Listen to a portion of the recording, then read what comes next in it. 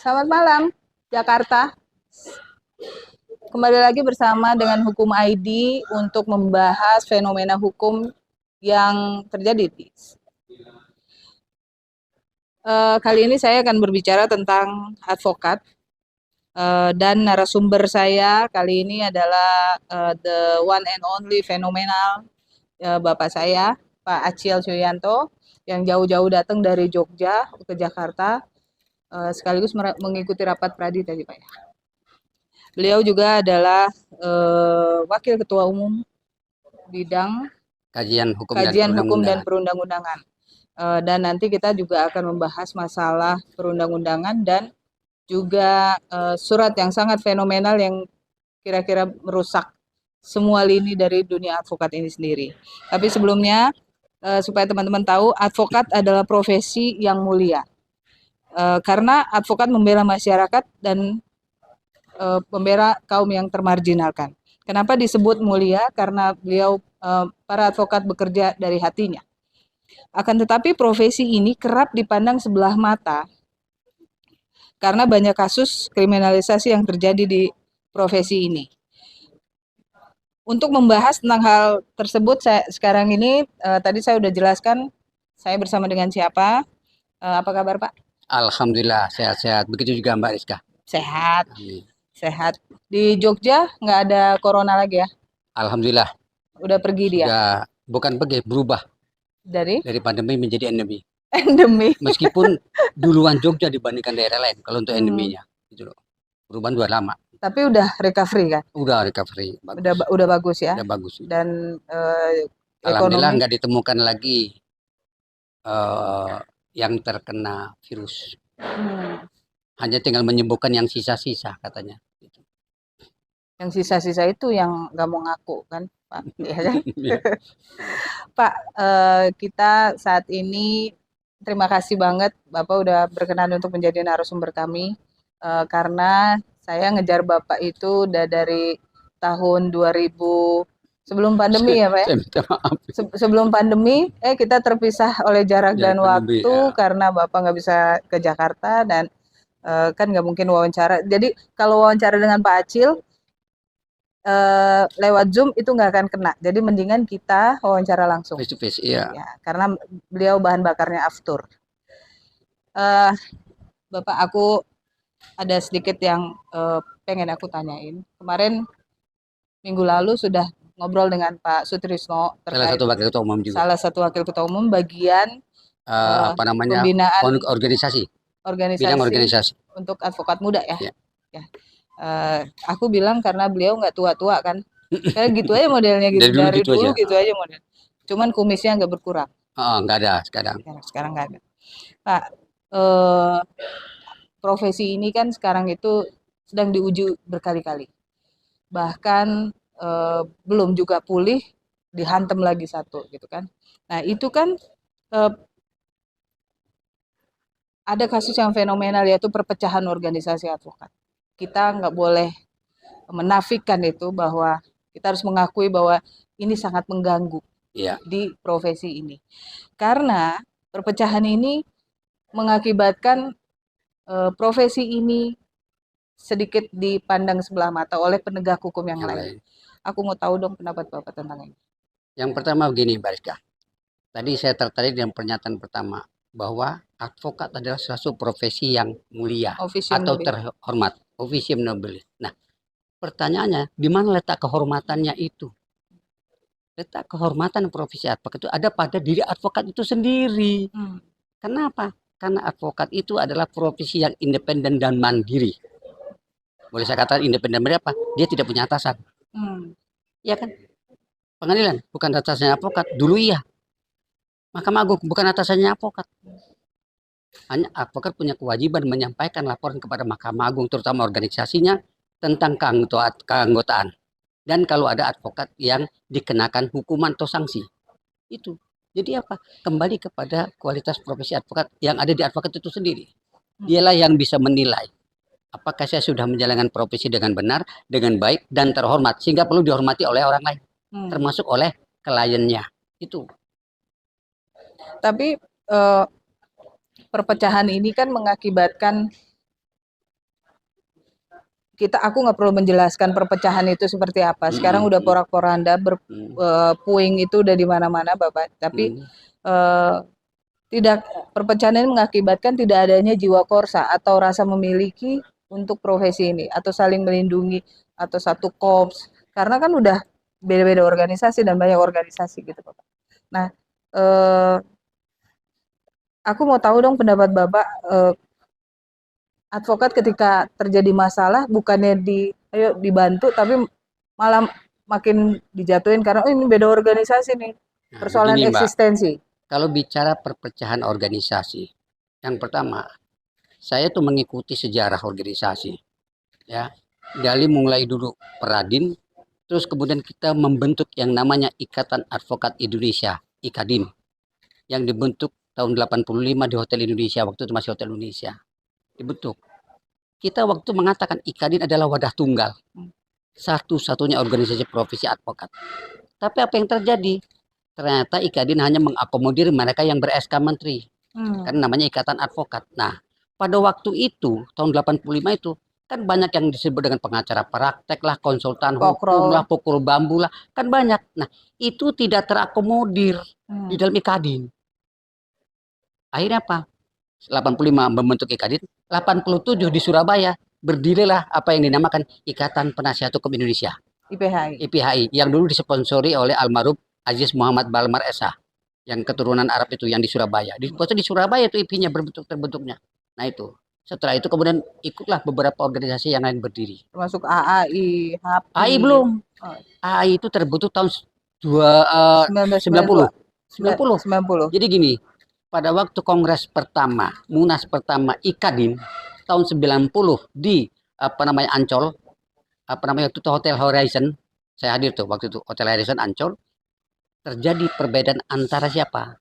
Antara almarhum Ketua Mahkamah Agung dan almarhum Menteri Kehakiman Ismail Saleh dengan Ali Said. Gitu loh. Yang Pak Ali Said bilang, sudahlah terserah kepada advokat memilih ketuanya siapapun. Kan gitu. Kan itu memang wewenangnya anggota. Waktu itu almarhum Pak Ismail Saleh sebagai Menteri Kehakiman, oh enggak bisa. Pak Haryono kan sudah lama, sudah sejak Peradin dia ketua, masa sudah IKADIM sekarang mau ketua lagi? Kok nggak ganti-ganti? Kan gitu maunya. Dan kita waktu itu belum pemilihan. Tapi sudah dipersoalkan tentang keberadaan Pak almarhum Pak Haryono Citrosubono. Itu tahun 90. Akhirnya apa? Di Ancol terpecah. Ada yang tetap melaksanakan Munas di Horizon, kemudian juga ada yang melaksanakan di Putri Duyung Cottage. Sama-sama satu area Ancol. Di Putri Duyung Cottage itulah berdiri yang namanya Asosiasi Advokat Indonesia. Bukannya anak asuh Ismail Saleh? Iya, ya, tapi kita nggak boleh ngomong itu ya. Tapi di Putri Duyung Ancol itulah terpilih yang namanya berdiri yang namanya Asosiasi Advokat Indonesia dengan ketua pertamanya Kolonel Gani Jemat. Kan gitu. Ya kan, di sana pembentukan itu gitu. Nah, kita di Ancol di Horizon tetap milih Pak Haryono Citrosubono sebagai ketua. Disitulah kita baru sadar, oh iya, kalau enggak kita rangkum yang muda-muda ini, nanti akan kembali lagi pecah lagi. Akhirnya di anggaran dasar IKADIN kita rubah. Ada anggota muda. Anggota muda itu apa? Mengakomodir mereka yang belum menjadi advokat. Kita jadi anggota muda dengan kita beri waktu kesempatan yang belum sarjana hukum untuk kuliah sarjana hukum sampai 5 tahun. Silakan gitu, nanti enggak. Yang belum advokat silakan ikut ujian advokat, terus kemudian dia akan jadi advokat. Itu kita begitu. Jadi kita akomodir jadi anggota muda. Nah, itu mulai berkurang. Tapi kemudian ternyata berdirilah Asosiasi Konsultan Hukum Indonesia, kemudian ada HAPI, apa juga konsultan hukum pasar modal. Gitu loh, Pak. Itu jadi apa? Perpecahan itu memang kita tidak boleh mengatakan sudah menjadi seperti ininya advokat. Jadi sudah nggak menjadi barang baru yang namanya pecah itu dari dulu memang seperti itu. Maka orang sering nggak bisa menyalahkan kalau ada advokat 2 pendapatnya bisa 5 bisa 10. Karena semua pintar berargumentasi dan bisa menyampaikan dalil-dalil yang bisa diterima. Tapi, kalau gitu menurut Bapak itu karena apa sih perpecahan ini terjadi? Ya sebetulnya kalau saya melihat sejarahnya kebanyakan tadi orang mau jadi pimpinan tapi tidak sabar untuk menunggu waktu. Gitu loh.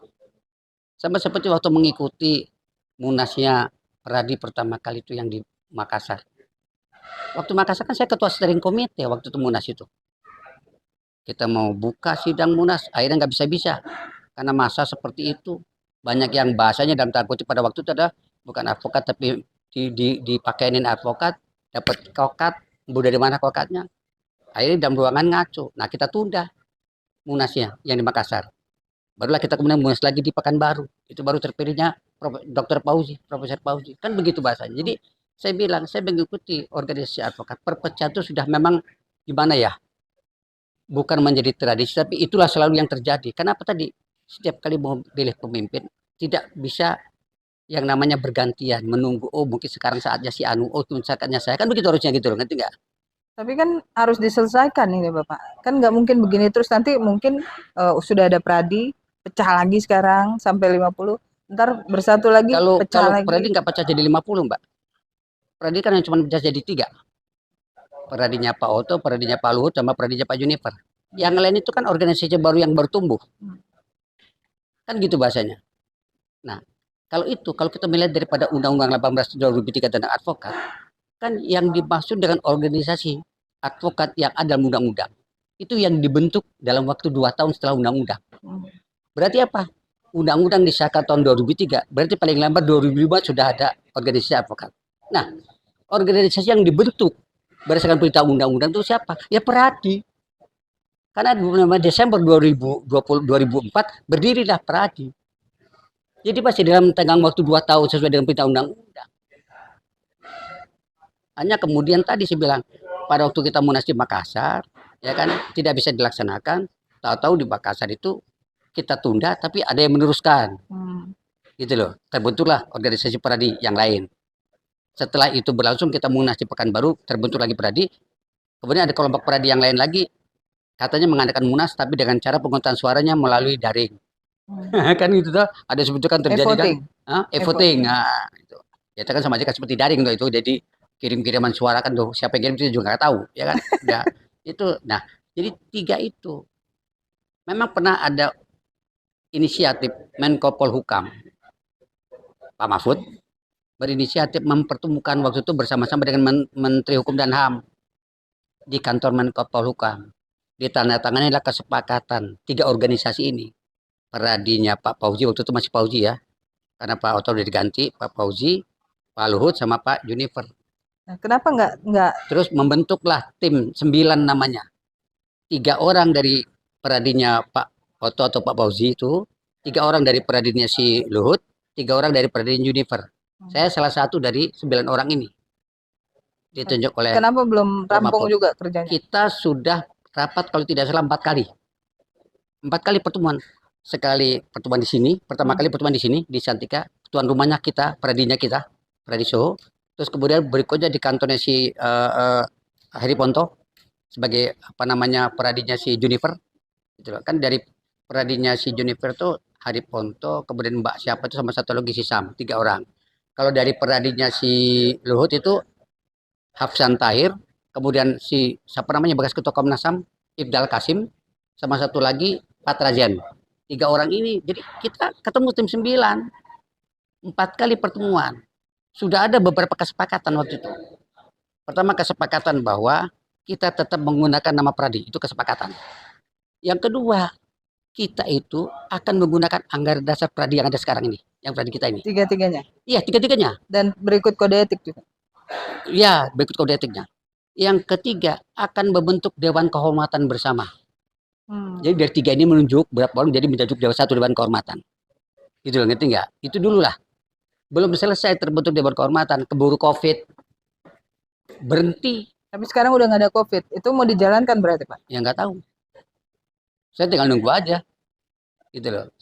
Itu. Jadi kita sudah 4 kali pertemuan sudah ada 2 kalau kita kesepakatan. Tapi ya jadi muspol nggak berlaku karena sudah nggak final kan. Tapi suka nggak suka, mau nggak mau, Pradi itu bukan cuma 3 Pak, ada 5 mungkin. Pak Sugeng Teguh Pak Santoso juga bikin Pradi. Itu pecahan dari Pradinya si apa namanya Pradi si Luhut pecah. Ya. Si Tugang dari sekjennya kan bukan Sugeng sekjennya Luhut. Tapi apa yang mau aku tanyakan adalah Bapak optimis atau pesimis Pradi 1 lagi? Pradi, kita bicara Pradi dulu. Masih optimis saya, masih bisa. Kan ini juga ada pembicaraan-pembicaraan antara Otto dengan Juniper sudah ketemu gitu loh, ngerti nggak? Antara wakil dari si Otto ini sekarang dengan si siapa Luhut sudah ada yang ketemu, udah ada jembatan gitu. Hanya belum belum ketemu aja. Kan kita sudah sepakat udahlah munas bersama. Cuma waktunya kapan, siapa panitianya belum. Dan mekanisme pemilihannya itu. Kan kalau menurut kelompoknya si Luhut sama si Juniper tuh one man one vote. Ya. Kita persoalannya kalau one man one vote itu bukan sistem perwakilan. Kita mau mengumpulkan advokat 70.000 di mana tempatnya? Berarti kan harus pakai sistem perwakilan. Uang apa nama pemilihan DPR aja juga berjenjang kok, perwakilan kok. Nggak mau coba e-voting, Pak? Kenapa? E-voting. Sekarang kan udah serba digital. Mungkin ini yang belum ketemu ya. Mekanismenya kalau e-voting seperti apa? Gitu loh. Dan dua, peralatannya bagaimana? Itu juga kan perlu biaya. Nggak sedikit itu. Gitu loh. Nah, itu juga kayaknya sampai sekarang belum terpikir untuk e-voting seperti itu. Kalau bicara biaya kan Bapak tinggal ngediting gitu, jadi itu kan. Gitu. Pak, pertanyaan berikutnya, kita bicara kriminalisasi Ya. advokat yang sering sekali terjadi di lapangan ya, di dunia antah berantah yang bernama hukum Indonesia ini. Tapi organisasi tempat berlindung dan bernaung para advokat itu terkesan cuci tangan, atau kadang-kadang nggak mau tahu. Quote and quote mungkin sedikit takut terseret-seret sama ini obstruction of justice gitu kan, ini pasal ini nanti begini, itu menurut Bapak gimana? Jadi begini Mbak, kalau melihat Mbak tadi mengatakan kriminalisasi advokat, kalau menurut saya tidak ada kriminalisasi advokat. Salah si advokat sendiri dalam menjalankan profesinya. Yang kedua yang harus dipahami kadang-kadang, mereka menafsirkan pasal 16 Undang-Undang Advokat itu seolah-olah ada sebagai imunitas profesi. Kalau pengamatan saya bukan imunitas itu. Pasal 16 itu adalah perlindungan hukum yang diberikan oleh negara atau undang-undang kepada setiap advokat yang menjalankan profesinya dengan itikat baik. Yang menjalankan profesi dengan itikat baik. Apa ukuran itikat baik? Yaitu tidak melanggar hukum dan tidak melanggar kode etik. Itu ukuran itikat baik. Itu aja, dan itu sebenarnya nggak perlu multitafsir ya? Nggak perlu multitafsir. Maka saya bilang, kalian sering salah mengerti. Saya kalau mengajar selalu, apalagi tentang kode etik, saya jelaskan, pasal 16 bukan imunitas untuk profesi advokat. Pasal 16 itu adalah perlindungan hukum yang diberikan oleh negara kepada setiap advokat yang menjalankan profesi dengan itikat baik. Karena pasal 16 berbunyi, advokat tidak dapat dituntut baik secara pidana maupun perdata, baik di dalam maupun di luar pengadilan, yang menjalankan profesi dengan itikat baik. Dengan itu. Itikat baik. Jadi ada kalimat dengan itikat baik itu harus dipahami. Gitu loh. Ya. Kalau dia menjalankan profesi tidak dengan itikat baik, ya nggak mendapat perlindungan. Dan nggak boleh imunitas itu melekat gitu. Nggak boleh imunitas, karena apa? Equality before the law. Semua warga negara bersamaan kedudukan di muka hukum dan pengadilan. Jadi nggak ada yang kebal, Pak. Tapi apa batasannya, Pak, terkait dengan imunitas itu? Misalnya seorang advokat itu harus bagaimana, maka imunitas itu dia sandang. Itu yang saya bilang tadi. Jangan salah persepsi tentang pengertian imunitas. Kalau imunitas kan berarti kebal. Tidak dapat diproses karena dia kebal. Ya. Maka saya bilang tadi, tidak ada kekebalan. Dengan prinsip hukum equality before the law. Semua warga negara bersama kedudukannya di muka hukum dan pengadilan. Tetapi pasal 16 Undang-Undang 18 2003 itu adalah perlindungan hukum bagi setiap advokat yang menjalankan profesinya baik di dalam maupun di luar pengadilan dengan itikat baik, maka dia tidak bisa dituntut. Maka saya bilang tadi, ukuran tidak dapat dituntut kalau dia menjalankan dengan itikat baik. Kalau dia tidak itikat baik, bisa melanggar hukum, advokat nyabu, akibat ketangkap atau itu nyogok, kan itu juga melanggar hukum namanya, nggak berdapat perlindungan. Nah, kalau terkait dengan ini, misalnya organisasi telah memutus bahwa advokat ini bersalah dan dipecat misalnya, atau dijatuhkan sanksi. Apa bentuk sanksinya? Itu kan apakah pernah diekspos, Pak? Itu pertama. Dan kemarin saya tanya ke Pak Sutrisno juga, beliau mengatakan bahwa ada laporan secara berkala yang kepada Mahkamah Agung dari organisasi advokat. Tapi saya tanya ke Mahkamah Agung, apakah benar organisasi advokat, saya nggak sebut apa namanya, itu melaporkan secara berkala sanksi atau anggota yang aktif atau apa segala macamnya itu ke Mahkamah Agung. Katanya enggak. Gini, jangan salah persepsi. Yang dilaporkan ke Mahkamah Agung hasil keputusan Dewan Kehormatan itu kalau pemecatan. Kalau hanya berupa sanksi teguran, sanksi kemudian teguran tertulis ya, kemudian juga sanksi skorsing, kan skorsing kan antara 1 bulan, 3 bulan, 6 bulan, kan gitu ya skorsingnya kan gitu loh. Itu nggak sampai ke Mahkamah Agung, hanya kepada Pengadilan Tinggi, Pengadilan Negeri. Dipublis di media, Pak? Nah, kalau tugas dipublis media itu tugasnya humas. Nggak boleh? Bukan, boleh. Tugas humas gitu. Artinya apakah humas itu menjalankan posisi dengan dasar daripada putusan, saya nggak begitu mengikuti gitu. Tapi itu kewenangannya humas untuk menyampaikan informasi itu. Nah, tapi memang kadang-kadang kalau cuman hanya teguran nggak perlu. Kadang-kadang itu ada kebijakan seperti itu gitu kan. Tapi ada catatannya kan kita. Ya, gitu. Teman-teman Bapak ada yang udah dipecat juga kan? Ada. Nah, udah dipecat terus dia loncat lagi ke organisasi lain dan diterima. Nah, itu artinya laporan kan nggak sampai ke Mahkamah Agung. Jadi begini, kalau saya melihat katakan nggak sampai juga nggak benar, karena apa? Kita berapa kali melakukan pengiriman pemberitahuan adanya putusan pemberhentian advokat. Tidak hanya cuma Jakarta, ada yang dari Jawa Timur, ada yang dari Palembang, ada yang dari Pekanbaru, ada yang dari Medan. Itu kita kirimkan pemberitahuan kepada Mahkamah Agung. Persoalan Mahkamah Agung menanggapi konsisten untuk melaksanakan ya dan sebagainya, kita bukan urusan rumah tangga kita, itu rumah tangga Mahkamah Agung. Yang kedua, kalau kemudian yang bersangkutan pindah dan diterima oleh organisasi advokat yang lain juga kita nggak bisa ikut campur. Itu yang memang kadang-kadang banyak terjadi. Diberhentikan di sini, pecat, dia pindah ke sana. Jangankan dipecat, baru diskorsing saja sudah pindah. Kan ada advokat terkenal baru diskorsing 3 bulan, putusannya belum dia terima, dia sudah mengundurkan diri. Itu terjadi, Mbak. Gitu. Ya. Jadi sekali lagi kembali kepada si advokatnya itu, untuk konsisten tidak, gitu loh. Karena memang kita nggak punya pengawas untuk melaksanakan putusan itu. Gitu tidak loh. Ada pengawas. Tidak ada kita pengawas yang mengawasi pelaksanaan putusan seperti itu, gitu loh. Itu kelemahan kita memang. Itu yang makanya perlu kita pikirkan gitu loh. Makanya terjadi terpindah-pindah seperti itu. Makanya terjadi pingpong nih Pak. Pecat sini pindah sini, pecat sini pindah sini, kan gitu Pak. Ya, maksud saya terjadi pingpong antara organisasi advokat dengan Mahkamah Agung, di mana organisasi advokat mengatakan bahwa kami sudah melaporkan ini anggota X apa segala macam itu terkena sanksi misalnya pemecatan atau apa.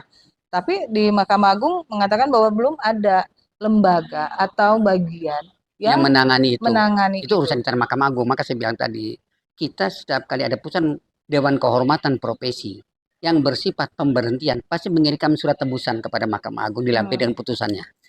Soal di Mahkamah Agung belum ada lembaganya, belum ada bagian yang menangani itu bukan urusan kita. Kita yang sudah melaporkan, kan gitu bahasanya.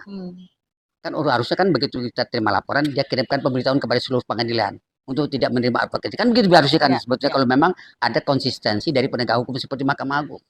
Ini kan nggak ada. Ya kita juga nggak bisa maksa. Makanya sekarang terjadi dipecat di sini pindah ke sini, dipecat sini pindah ke sini. Yang dirugikan siapa? Pencari keadilan. Tapi harapan Bapak tuh apa? Dengan Bapak memberikan petikan putusan atau surat tembusannya kepada Mahkamah Agung terkait kepada Mahkamah Agung, kepada Kapolri, kepada Jaksa Agung, itu kita kirim kalau pemberhentian loh. Ya, maksudnya harapan dari Bapak bahwa advokat yang bersangkutan itu sudah tidak boleh menjalankan tugasnya. Ada tindak lanjut dari institusi penegak hukum itu. Artinya konsistensi untuk saling menghormati sesama penegak hukum. Oh, ini Pradi mengirimkan surat misalnya gini. Berarti apa? Yang bersangkutan ini sudah diberhentikan. Dan sudah tidak punya upaya hukum. Kan dia pada waktu diputus di tingkat pertama kan bisa banding. Selesai banding sudah inkrah putusannya, nggak ada lagi tingkat berikutnya, ya kan? Kalau sudah inkrah, gitu loh. Berarti kan harusnya ada pemberitahuan ke lingkungan internal mereka. Termasuk misalnya di Kapolri. Kapolri akan menunjukkan kepada seluruh Kapolri Indonesia. Polres. Bahwa yang namanya advokat ini berada di sini tidak bisa menunjukkan karena sudah diberhentikan. Harusnya kan ada konsistensi seperti itu. Nah, pihak Pradi dalam hal ini Pradi itu apakah menindaklanjuti dengan yang seperti itu? Itu kan harus ada yang concern terhadap itu, Pak. Kalau misalnya dibiarkan saja, kalau seandainya dibiarkan saja, rumah tangga orang lain, Mbak. Itu kan kewenangan institusi itu. Jadi, yang penting kita hanya memberitahukan bahwa per tanggal sekian dengan putusan ini, maka advokat namanya ini dengan nomor anggota ini sudah diberhentikan sebagai advokat. Sudah pemberitahuan itu. Berikutnya itu internal organisasi daripada penegak hukum itu. Gitu loh. Tadi saya bilang, kalau itu dikirimkan kepada Mahkamah Agung, harusnya Mahkamah Agung juga mengirimkan edaran kepada Pengadilan Tinggi dan Pengadilan Negeri harusnya seperti itu. Kalau menghargai profesi advokat. Ya. Cuman seperti Mbak bilang tadi kan, terjadi degradasi, kehormatan terhadap profesi berkurang akibat banyaknya organisasi. Gitu loh. Pak, sekarang aku mau loncat ke tetap masalah kriminalisasi. Itu kan di Undang-Undang Tipikor pasal 21 sering dipakai untuk menjerat advokat yang menjalankan tugas dari klien. Profesinya. Ya. Bagaimana tanggapan Bapak terkait pasal 21 Undang-Undang Tipikor tersebut? Ya, tadi saya bilang kembali kepada si advokat. Kalau dia mau konsisten menjalankan profesi itu sesuai dengan undang-undangnya. Tadi saya sudah mengatakan tidak ada yang kebal hukum. Ada ajas hukumnya, equality before the law. Semua warga negara bersamaan kedudukan baik di muka hukum dan peradilan. Kan sama berarti. Cuma advokat akan mendapatkan perlindungan hukum dalam pasal 16. Kalau dia menjalankan profesi itu dengan itikat baik. Apa ukuran itikat baik? Tidak melanggar hukum dan tidak melanggar kode etik profesi. Itu ukuran itikat baik. Artinya apa? Ya jalankanlah profesimu dengan benar. Artinya apa? Kalau klienmu mendapat panggilan, iya sarankan supaya memenuhi panggilannya. Kamu dampingi, itu kan tugasmu. Bukan menghalang-halangi supaya klienmu nggak diperiksa. Itu kan berarti melanggar hukum dong. Karena dia tidak ikut menegakkan peraturan perundang-undangan. Tidak sebagai penegak hukum. Nah pasal 5 Undang-Undang Advokat kan sebagai penegak hukum. Artinya harus sama. Itu yang saya bilang persepsi itu yang harusnya diterapkan kepada para advokat. Jangan menyalahkan, saya dikriminalisasi, wong saya sedang menjalankan pekerjaan. Nah, kalau kamu menjalankan pekerjaan dengan benar, kamu nggak bertangkap. Pasti ada sesuatu yang kamu jalankan yang tidak benar. Misalnya seperti tadi, menghalang-halangi proses penyidikan. Kliennya dapat panggilan, suruh lari, atau klien sudah beriman. Nah, itu kan keliru. Tugas kita adalah mengarahkan agar klien itu diperiksa secara baik. Kita dampingi. Kalau dia mendapatkan penekanan dan sebagainya, itu tugas kita. Tapi jangan kemudian kita bilang, kamu jangan datang. Itu kan nggak boleh. Memang tugasnya mereka memanggil kok. Itulah yang sering dikenakan obstruction of justice. Iya, jadi salah siapa? Advokat sendiri kebanyakan. Gitu loh. Kalian dipanggil sekali. Mungkin kalau cuma baru sekali kita masih malu minta dijadwal ulang. Itu biasa. Karena belum ada persiapan untuk verifikasi kepada klien. Ceritanya gimana kamu sebenarnya kan belum verifikasi. Kita minta waktu 1 kali. Pasti penyidik akan mengabulkan kok nggak bisa nggak. Minta dijadwal ulang. Tapi kalau sudah yang kedua pasti datang dong. Sarankan supaya datang, ceritakan yang sebenarnya terjadi. Apa yang kamu lakukan. Kan begitu bahasanya. Nah, nanti tugas kita mengarahkan hukumnya. Tugas advokat kan mengarah hukumnya. Dan advokat bukan membela perbuatannya. Jangan lupa loh. Menegakkan salah. Hukum itu. Bukan cuma menegakkan hukum. Advokat itu bukan membela perbuatan, tetapi membela penerapan aturan hukum. Dengan peristiwa seperti ini, dengan kejadian seperti ini, dengan bukti seperti ini, pantas dia akan diterapkan pasal sekian. Itu tugas advokat. Menempatkan porsi hukum pada tempatnya. Iya, jadi penerapan aturan hukum. Ya. Jadi kalau misalnya sekarang ada seseorang dituduh maling, kan gitu bahasanya, contohnya gitu ya. Nah, kita tidak perlu mengatakan, kamu maling apa enggak? Bukan urusan itu. Bagaimana kamu cara melaksanakan begini? Memenuhi kriteria untuk pasar maling, pasar pencurian enggak? Kan gitu bahasanya. Kalau enggak memenuhi, nah kita bela. Dari segi apa? Dari segi tadi bahwa dia tidak apa perbuatan dia tidak kategori sebagai pencurian. Ya itu kita masuk kategori penggelapan atau penipuan. Itu tugas kita, Mbak. Itu loh. Ya kan? Jadi dia bilang, kamu malingnya, kamu jangan aku nanti. Nggak bisa, nggak boleh itu. Berarti dia tidak menjalankan profesi dengan benar, gitu ya. Jadi memang ada hal-hal yang harus diperhatikan oleh seorang advokat ya. Dan itu bukan multitafsir. Bukan multitafsir, udah jelas aturannya. Pasal penggelapan unsurnya apa? Pasal penipuan unsurnya apa? Kan begitu bahasanya. Ya kan? Memang kadang-kadang, ya maaf, penyidik itu kadang-kadang suka setiap kali ada perbuatan penipuan pasti dijuntukkan dengan penggelapan. Padahal jauh sekali urusannya dengan penipuan. Penipuan itu adalah ada ungkapan kata-kata bohong, seseorang melakukan itu berulang-ulang, tapi tidak sesuai dengan janji yang dia berikan. Itu kan penipuan. Tapi kalau penggelapan tidak, barang ada padanya bukan karena kejahatan, dipindah tangankan tanpa izin pemilik. Ini punya Mbak Rizka. Mbak Rizka titip ke saya. Tanpa si Mbak Rizka saya kasihkan ke Masnya. Atau saya gadekan. Salah, saya menggelapkan. Gitu loh. Jadi kan beda. Tapi kebanyakan dalam praktek sering, nah itu tugas kita meluruskan. Pak penyidik, menurut pemahaman saya dalam kasus peristiwa seperti ini, lokus delikti begini, topus delikti seperti ini, maka ini kategorinya bukan seperti itu. Nah itu tugas kita gitu loh. Jadi kadang-kadang teman-teman profesi advokat juga tidak memahami fungsinya. Jadi kalau dia menjadi pembela seolah-olah dalam membela perbuatannya. Maka sering kadang-kadang juga dikomplain mahasiswa. Lupa, Bapak itu kan advokat ya, Bapak itu kan akademisi ya. Udah ngerti itu pembunuh, udah ngerti itu pemerkosa, kok mbok bela? Kan selalu ada pertanyaan begitu sebagai orang awam. Saya bilang, Dek, yang saya bela bukan perbuatan perkosaan dan perbuatan pembunuhannya. Yang saya bela penerapan aturan hukumnya. Dengan kejadian seperti ini, dengan saksi seperti ini, dengan bukti seperti ini, cocok nggak dengan pasal yang didakwakan? Itu tugas kita. Karena semua orang punya hak hukum yang sama. Hak hukum yang sama, itu tadi gitu loh. Jadi jangan ada kata-kata istilah dekriminalisasi. Saya kok gatel gitu ya. Kupingnya gatel. Gitu loh, ngedengarnya. Dikit-dikit kriminalisasi. Kamu belajar hukum enggak sih? Bahasanya kan gitu loh, ngerti enggak? Gitu. Ya. Kecuali kalau dia nggak melakukan, ada unsur dalam tanda kutip politis, kemudian dia ditersangkakan, bisa jadi itu sebagai kriminalisasi. Tapi kalau faktual kejadian ada dan sebagainya, nggak kriminalisasi. Ya kan cuma mengatakan dikriminalisasi karena dia berprofesi. Kan itu berlindungnya dia sebetulnya. Ya kan? Ya seperti yang dicontohkan Mbak Ariska tadi itu kan. Padahal kita ngikuti di media. Dipanggil kayaknya berulang-ulang, kasih keterangan dokter. Berulang dengan menghalang tidak bisa ditemukan dan sebagainya. Itu apa sudah menjaga profesi yang baik? Belum. Itu loh kalau menurut penilaian saya seperti itu. Dan itu sekali lagi bukan multitafsir. Bukan multitafsir gitu loh. Tapi Pak, profesi ini sering ditarik-tarik masuk ke pusaran konflik. Ya. Yaitu kita katakanlah politik atau satu kasus tertentu yang advokat tampil di situ dengan menggebu-gebu, tapi padahal dia melakukan obstruction of justice mungkin atau apa yang mengakibatkan substansi hukum itu sumir. Iya. Ya kan kalau seandainya ini. Nah, itu apa tindakan dari organisasi menyikapi itu dan apa pandangan Bapak sebagai advokat senior?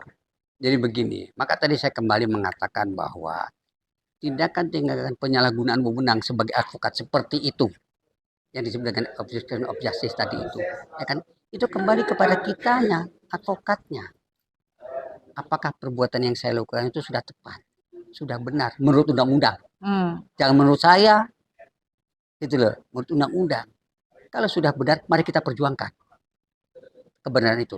Tapi kalau memang tidak benar, maka seringkali kadang-kadang, loh Pak, Bapak advokat ya, Bapak kan pembela ya, kok minta supaya kliennya dihukum? Dan itu pernah beberapa kali saya lakukan. Kenapa?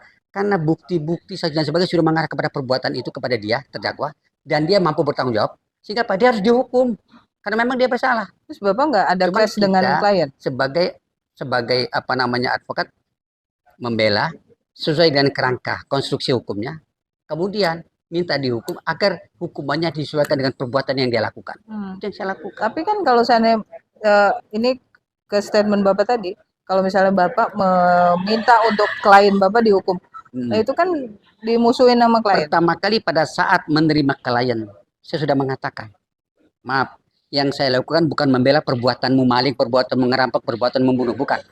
Yang saya bela adalah penerapan aturan hukumnya. Perbuatan kamu seperti ini, bukti-bukti seperti ini, saksi begini, kemudian apakah cocok dengan pasal yang didakwakan jaksa? Itu kan tugas kita. Kalau nggak cocok, akan saya cari dalil-dalil hukum yang lain untuk pembelaan dia. Tapi kalau kemudian ternyata cocok dan tidak bisa menghindar, kita bisa mencari dalil-dalil dari segi apa pendekatan keagamaan, misalnya kan gitu, ngerti nggak? Ya dalam bahasa saya kalau sebagai Muslim apa? Lawang Tuhan aja minta maafkan, masa manusia enggak? Gitu loh. Itu yang saya angkat sebagai bahan-bahan pledoi. Gitu loh. Dan kedua, jatuhkanlah hukuman sesuai dengan apa kesalahannya, tetapi yang seringan-ringannya. Kan begitu, Mbak. Ini kadang-kadang saya sering ketawa. Udah jelas kliennya mengaku, benar saya pelakunya. Barang bukti itu punya kamu, iya. Pembelanya minta dibebaskan. Kan lucu itu yang seperti itu. Berarti apa? Mengingkari profesi. Ya kan? Ya. Banyak terjadi di praktek saya lihat itu. Udah jelas kliennya mengaku. Betul kamu bukti. Ya, menyesal. Kliennya ngomong gitu. pledoinya advokat minta kliennya dibebaskan karena tidak bersalah. Jadi saya bilang, kamu itu tukang membebaskan orang apa kamu penegak hukum? Itu terjadi gitu loh. Jadi sekali lagi, obstruction of justice itu tergantung dari sudut pandang apa kita melihatnya sebagai seorang advokat. Dan bagaimana kita bisa menjelaskan kepada klien. Makanya dalam kode etik kan selalu menekankan, advokat dilarang menjanjikan kepada kliennya bahwa perkaranya pasti menang. Kan nggak boleh itu. Nggak boleh. Kenapa? Karena soal menang kalah bukan wewenangnya advokat, wewenangnya hakim. Sehingga jangan mengambil alih wewenang orang lain. Itu kan sering apa kadang gimana Pak? Ini perkara dengan bukti seperti ini, kira-kira menang nggak kita? Kan banyak orang awam gitu. Nggak salah masyarakat. Cuman kita jawab dengan bijak. Ya kita hanya berusaha semaksimal mungkin untuk keberhasilanmu. Dengan bukti-bukti yang ada ini dan saksi yang ada. Kalau saksinya konsisten. Karena bisa saja setelah kita klarifikasi saksi benar, di muka persidangan berbeda omongnya. Ya kan? Terjadi dan praktek sering itu kayak gitu. Jadi sekali lagi bahwa kita hanya mampu berusaha semaksimal mungkin sesuai dengan kemampuan kita dan ilmu yang ada pada kita agar ini perkara berhasil. Sudah. Soal menang kalah bukan urusan kita, itu urusan pengadilan. Ya. Tapi menyikapi itu semua yang tadi seperti advokat sering diseret-seret ke pusaran konflik dan sebagainya terkait juga dengan obstruction of justice. Menurut Bapak apa yang perlu diubah atau ditambahkan atau apapun itu namanya? Mindset dari regulasi. Si advokat sendiri enggak, mindset advokat sendiri memahami aturan. Berarti aturan atau regulasi yang ada sudah bagus. Sudah bagus, sudah cukup. Apalagi ada KUHP baru ini sudah cukup. Gitu loh, kurang apa? Cuman tinggal bagaimana aplikasinya kita. Dan kedua, bagaimana kita bisa memahami aturan itu seperti itu berlakunya. Dari sisi mana kita bisa melihat? Hanya itu sebetulnya. Mindset jadi, Jadi jangan menyalahkan undang-undangnya. Sering kadang undang-undang jadi kambing hitam. Ya. Meskipun memang kadang masih banyak undang-undang yang saling tubruk-menubruk. Ya kan? Tapi di undang-undang advokat ini tidak ada pasal yang tumpang tindih, Pak. Menurut penglihatan saya, yang alhamdulillah sudah 42 tahun praktek, nggak melihat itu. Nggak tahu kalau teman-teman yang lain gitu, ngerti nggak? Itu. Jadi kembali kepada mindset kita melihat profesi itu seperti apa, melihat kasus itu seperti apa, melihat unsur-unsur yang bisa kita lakukan dalam rangka membela kepentingan hukum klien itu seperti apa. Itu aja kalau menurut saya. Gitu. Pak, terkait dengan hal itu juga ini kan pertanyaan saling berkaitan ya. Begitu mudah penegak hukum lain menuduh atau menuding advokat untuk melakukan obstruction of justice itu apa sebabnya? Jadi ginilah, kadang-kadang tadi saya bilang kembali kepada persepsi dia. Dia mengartikan pembela itu seolah-olah sebagai orang yang membela kesalahan orang. Sebetulnya kan itu bukan seperti itu.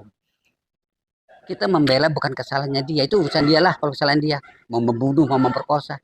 Tapi yang kita bela dengan perbuatan itu, dengan kejadian seperti itu, cocok nggak dengan pasal yang didakwakan? Tugas kita itu sebetulnya. Jadi nggak perlu ada obstruction of justice segala macam, nggak perlu itu. Dengan konstitusi hukum yang sudah ada sudah jelas. Misalnya sekarang apa? Pasal penipuan. Unsur pasal penipuan apa saja? Ini. Cocok nggak unsur-unsur itu dengan yang dilakukan? Kan begitu. Kalau nggak cocok, ya di situ kita punya hak pembelaan. Membela kepentingan penerapan hukumnya klien. Itu. Gitu. Tapi advokat sering dikaitkan dengan kliennya. Kliennya koruptor, wah ini koruptor juga gitu. Nah, itulah dalam kode etik disebutkan advokat tidak dapat dipersamakan dengan kliennya. Gitu loh. Jadi sering kan waktu kan kemarin rame advokat dilorong untuk menerima bayaran dari koruptor. Karena itu uangnya koruptor. Saya bilang, kok bisa menyebutkan itu koruptor apa? Kan belum ada putusan bahwa dia itu koruptor. Oh dia baru jadi tersangka. Saya sebut sebagai koruptor. Berarti kan menghukum lebih dulu daripada putusan pengadilan. Dan itu nggak boleh. Apa nggak itu termasuk kategori obstruction of justice juga dari masyarakat, gitu kan? Ya kan? Jadi kadang-kadang kita memang agak sedikit ini ya rancu itu dalam memahami satu konstruksi hukum. Tapi hal itu tidak disalahkan juga karena masyarakat belum tahu fungsi advokat itu apa. Kan, salahnya organisasi advokat juga sosialisasinya juga kurang. Ya. Mindset masyarakat itu kan advokat membela yang bayar. Nah, apapun itu ya udah identik gitu kan Pak. Enggak, makanya saya selalu setiap kali menerima klien datang ke kantor, yang selalu saya pertanyakan kepada klien itu, yang pertama, Anda datang ke kantor advokat dalam rangka mau ngapain? Saya suruh tanyakan, mengerti nggak fungsi dan peran advokat? Entah itu perseorangan, pidana, atau corporate, atau perdata. Mengerti nggak dulu fungsinya? Kalau belum mengerti, saya jelaskan dulu. Ini loh fungsi advokat itu begini-begini. Kalau sudah begitu, baru apa yang mau kamu konsultasikan. Itu selalu saya tekankan begitu, agar dia nggak salah persepsi. Jangan-jangan disuruh saya untuk membela kesalahan kamu. Nggak bisa. Itu saya yo. Saya nggak tahu kalau advokat. Itu saya yang saya terapkan gitu. Ya. Ada hal yang ingin Bapak sampaikan terkait dengan dunia perhelatan advokat ini untuk merubah mindset para advokat muda. Karena untuk merubah mindset para advokat muda, karena suka nggak suka, Bapak harus melihat ke lapangan bahwa advokat muda itu yang dipandang adalah duit. Duit. Satu, duit. Yang kedua, yang menjadi barometer adalah advokat yang berhasil. Ya. Yang bisa menunjukkan kekayaan dan sebagainya, itu dianggap bagus. Tolak ukur. Jadi yang pertama, bagi advokat muda, keberhasilan seorang advokat bukan karena dia kaya.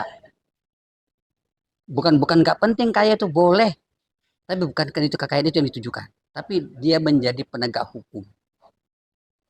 Itu yang pokok. Yang kedua, bisa mengarahkan kliennya untuk bersikap dan bertindak objektif.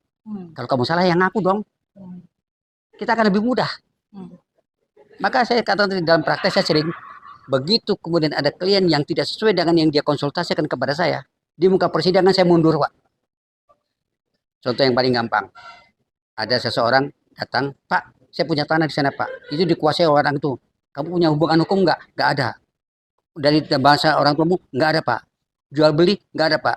Pinjam meminjam, nggak ada, Pak. Berarti dia menguasai tanpa hak. Itu suatu perbuatan melawan hukum. Oke, saya panggil, saya undang ke kantor. Nggak datang. 2 kali saya undang ke kantor, nggak datang. Berarti dia nggak punya tiket baik tuh, si calon lawannya. Saya gugatlah.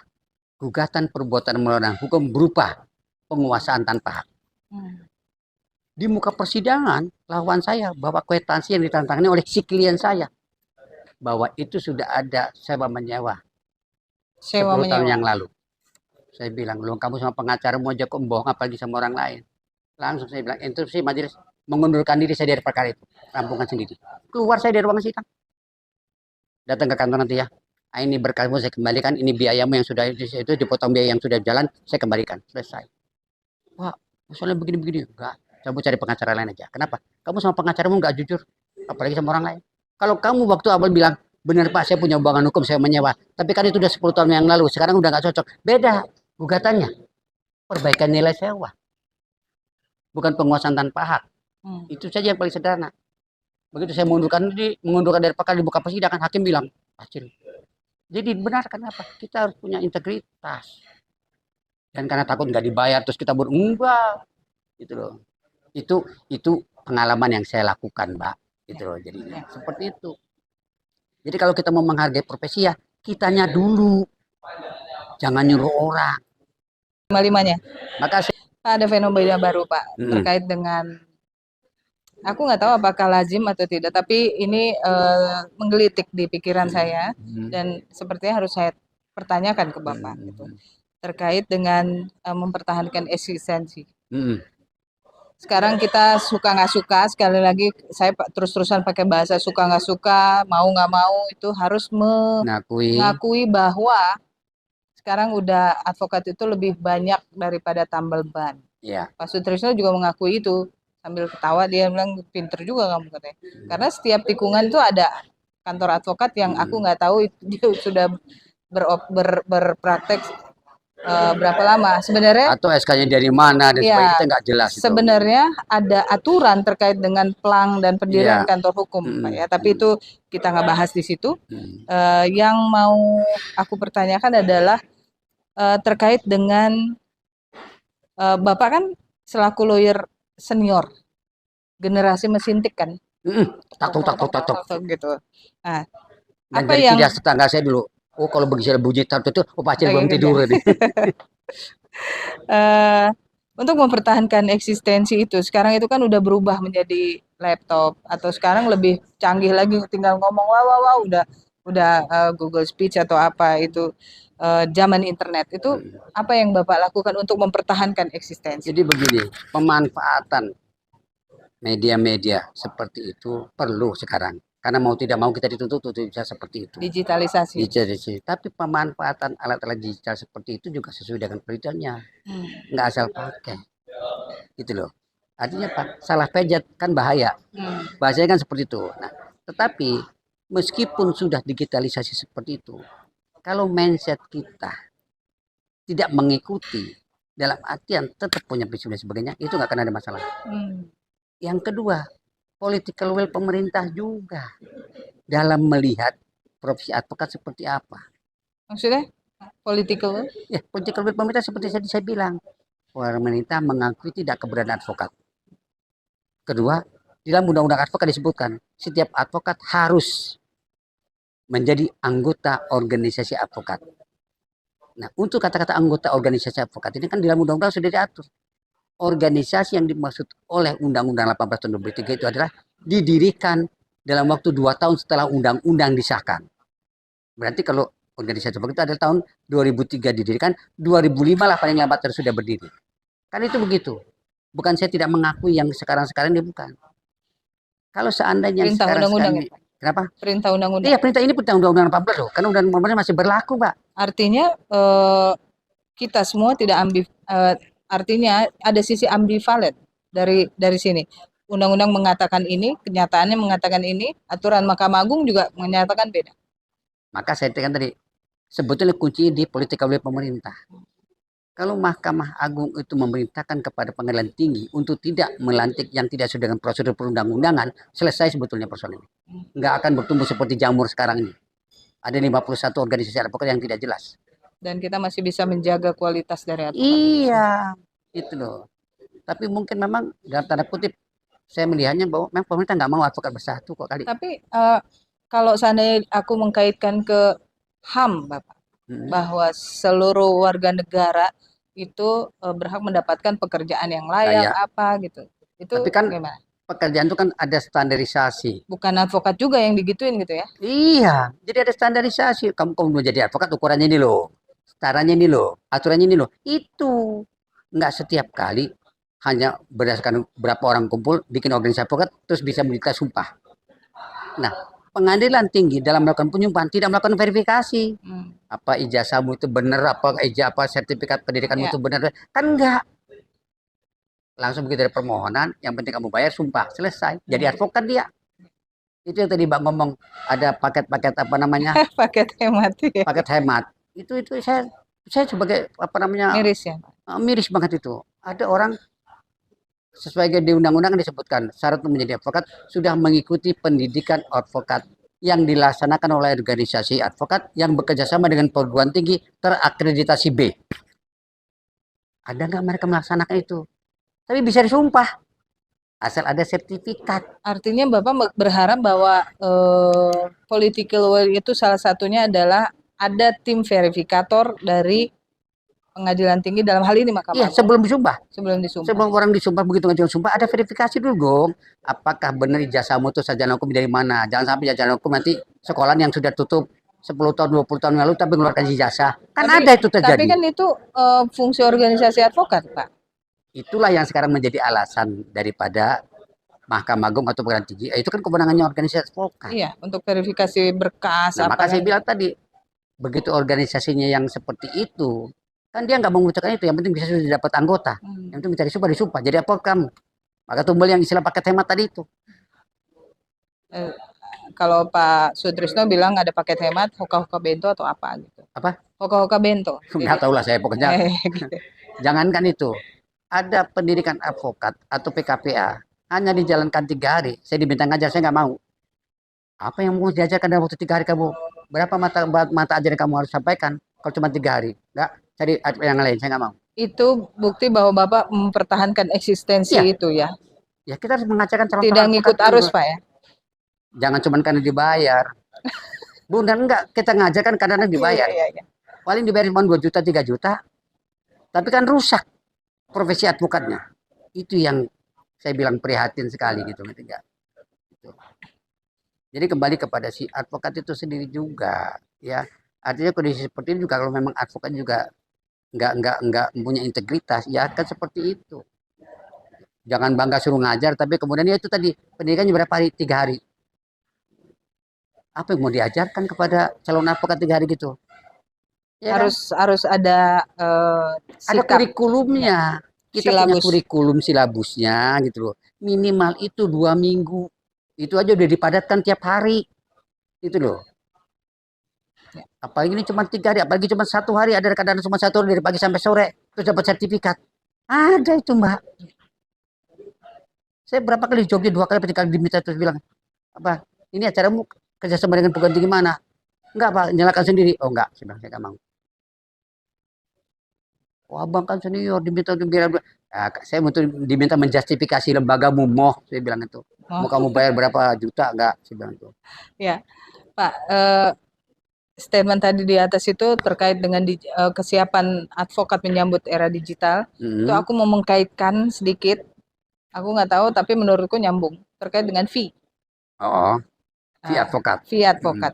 Saat ini kan dengan banyak sekali lawyer sekarang yang seperti tadi saya bilang, lebih banyak kantor advokat atau lawyer daripada tambal ban kan. Iya. Kalau dulu kita nggak perlu terlalu susah. Kalau sekarang tambal ban tergerus karena udah ada tubles. Tubles ya. Di pom bensin ada, jadi nggak yang ini. Yang tambal ban pinggir jalan sudah kalah. Udah kalah. Ya, tapi advokat sama diganti, seperti itu. Diganti sama kantor advokat kan gitu. Jadi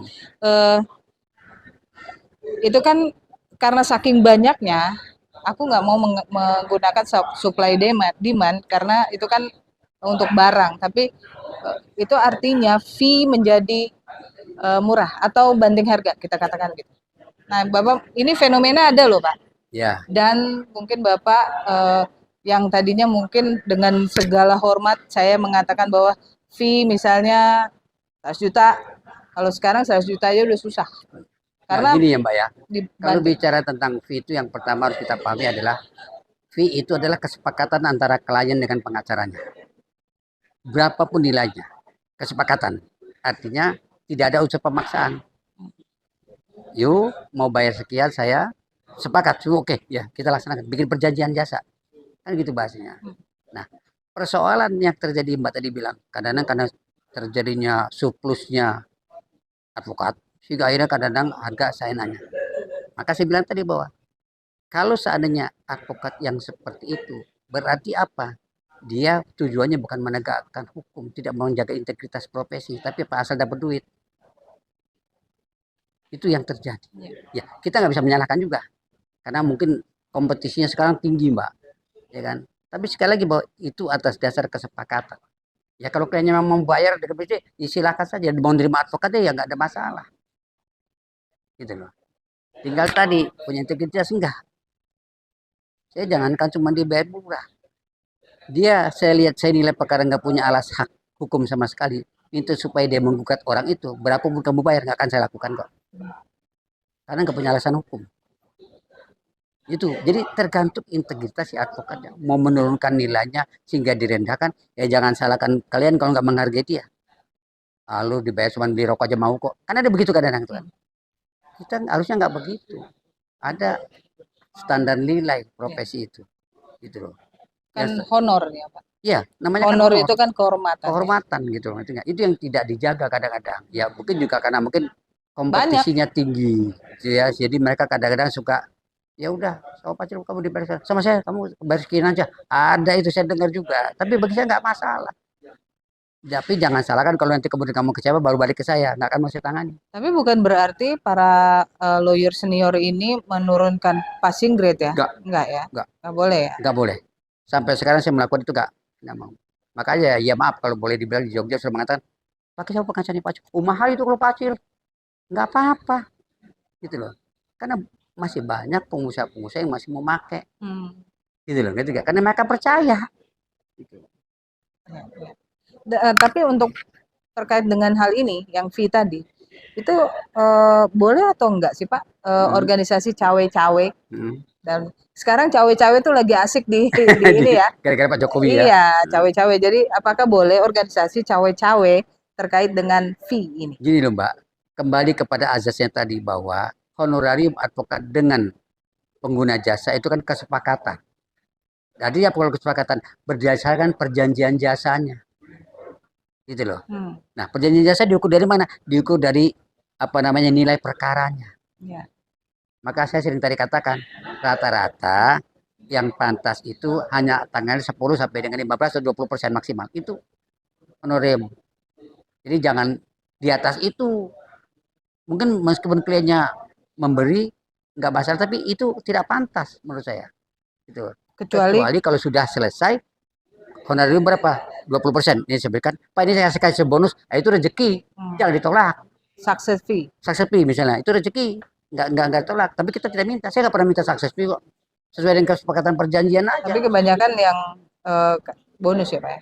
Bonus. Lebih banyak bonus ya daripada kadang-kadang. Karena mereka puas mendapat pelayanan yang baik dan sebagainya. Dan keberhasilan. Ya dia puas, dia berikan bonus. Lebih gede dari perjanjian.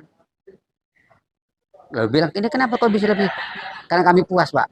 Apa yang Bapak lakukan ternyata sesuai dengan yang kita harapkan. Maka saya izinkan untuk memberikan bonus. Itu jadi kita nggak perlu menetapkan seperti itu. Tapi kalau mereka memberi, ya alhamdulillah itu rezeki namanya. Itu aja.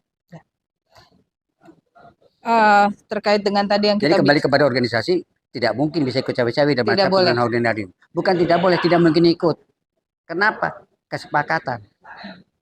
Gitu loh. Antara si pemberi. Kadang-kadang klien juga ada. Perkara nilainya Rp10, dia berani dibayar 15. Ada yang seperti itu. Ya. Oh Pak, nggak usah pikir perkara benar kalau nomor 2. Yang penting saya digugat. Itu yang saya bilang. Kalau saya nggak mau. Kenapa? Aku bukan tukang. Kita melakukan pendidikan advokat bukan menciptakan tukang-tukang. Tukang apa? Tukang bikin gugatan, tukang bikin pledoi. Bukan. Kita mau menciptakan penegak hukum. Berarti punya integritas sebagai penegak hukum. Itu. Ya tapi itu kadang-kadang kembali kepada orangnya lah. Mindset itu sendiri. Mindsetnya tadi. Itu. Kalau dia prinsipnya itu jangan jauh-jauh. Adik saya advokat Mbak. Ini pengalamannya. Adik saya advokat. Datang ke kantor. Mas, aku tolong dikasih perkara dong Mas. Kantorku sepi. Oke, saya cari berkas. Ini ada perkara yang sudah lama nunggu belum dapat giliran untuk tangani. Saya kasih. Kamu garap yang benar. Apa yang pertama kali dia tanya? Nanti saya mau dibayar berapa Mas? Tak ambil lagi berkasnya. Pulang kamu. Harusnya yang dia tanya bukan saya mau dibayar berapa. Yang dia tanya ini perkara tentang apa Mas? Bagaimana konstitusi hukumnya? Kan harusnya kan begitu. Dia langsung tanya. Saya nanti dibayar berapa Mas? Oh, tak tarik lagi. Pulang kamu. Nggak usah. Salah persepsi kamu. Karena kamu ukuran kamu bekerja dengan duitnya, bukan dengan materinya. Harusnya yang kamu tanya materi hukumnya dulu, sehingga kamu mampu nggak menangani. Kira-kira siap nggak? Gitu loh. Berhasil nggak kalau kamu menangani? Begitu. Ini nggak ditanya, saya mau dibayar berapa? Tak suruh pulang. Itu adik kandung saya, Mbak. Saya akan mengubah persepsi dia, mindset dia. Kamu berubah. Kalau nggak tuh kamu jangan datang ke kantor saya. Sekarang di Jakarta dia bukanya Mbak, tapi nggak tahu saya seperti apa. itu terjadi. Maka saya bilang tadi, mindset seorang advokat itu lupa dia bahwa di pundaknya ada satu beban yang dalam pasal 5 Undang-Undang Advokat tadi. Advokat adalah penegak hukum dan profesi yang terhormat dan profesi mulia, officium nobilenya itu. Bagaimana dia bisa memuliakan profesinya kalau di sini nggak bisa dianggap mulia oleh orang karena perilakunya. Ya. Bukan sok moralis lo ya, saya nggak sok moralis gitu, tapi mengingatkan untuk diri saya juga, gitu loh. Untuk diri saya juga, bukan itu mengatakan itu diri saya juga. Gitu. Mudah-mudahan tetap konsisten. Ya. Gitu. Ada yang Bapak mau sampaikan lagi untuk para pemirsa Hukum ID? Ya, saya bilang tadi bahwa tentang kekisruhan organisasi advokat ini bukan semata-mata karena organisasi atau organisasi advokat, tapi juga ada peran pemerintah, gitu loh. Sehingga tadi saya mengatakan political will pemerintah maunya seperti apa dengan organisasi advokat ini, gitu loh. Jadi sebagus apapun, kalau pemerintah tidak mengakui keberadaannya sebagai caturwangsa penegak hukum, maka organisasi akan seperti ini. Ya. Gitu intinya. Baik, terima kasih banyak yang saya dapat Bapak. Nanti aku bermohon lagi untuk Bapak menjadi narasumber. Monggo, silakan sewaktu-waktu saya siap-siap saja. Oke, makasih.